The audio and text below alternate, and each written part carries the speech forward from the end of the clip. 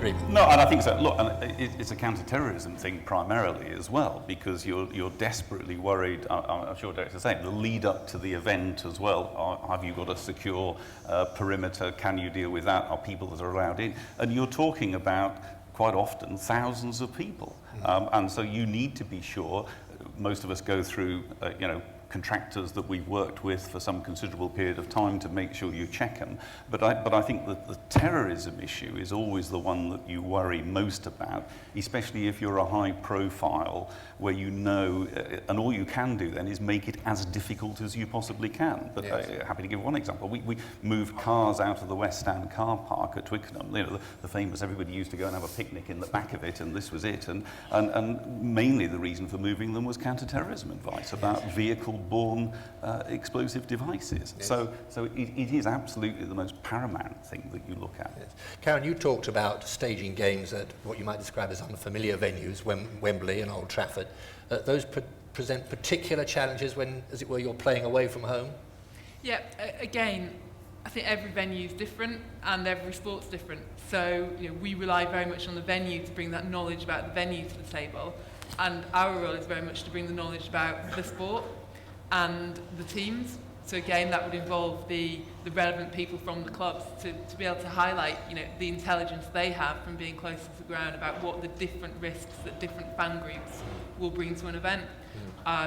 We've just gone through, it was the Challenge Cup third round last week, which is that strange round where you end up with community clubs playing against professional clubs in the same round as a competition, and they can be some of the most fraught games in some ways, because that is that community club's grand final in effect. It's their big game. They'll suddenly get people jumping on the bandwagon and as supporters, I say in inverted commas, of that club. And so again, you very much need to know what you're dealing with, and everyone brings something different to the table in relation to that. A little bit of how round. Just to remind you that questions from the floor are most welcome, and I do know that we do have a couple of questions which are ready to roll right now. Susan Johnson is here, I believe.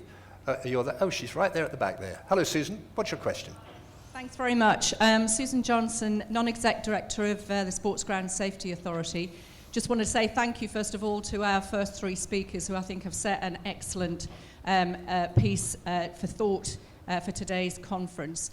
My question is about the role of non-executives and the role of boards, and interested in the panel's view about how the board can drive and embed a culture of safety in an organisation, and also when they are holding the purse strings, if there's any examples that you can give of where the case has been made to a board for investing in safety when there's so many other pressures on the monies that they want to spend. How is that case really going to be made to a board?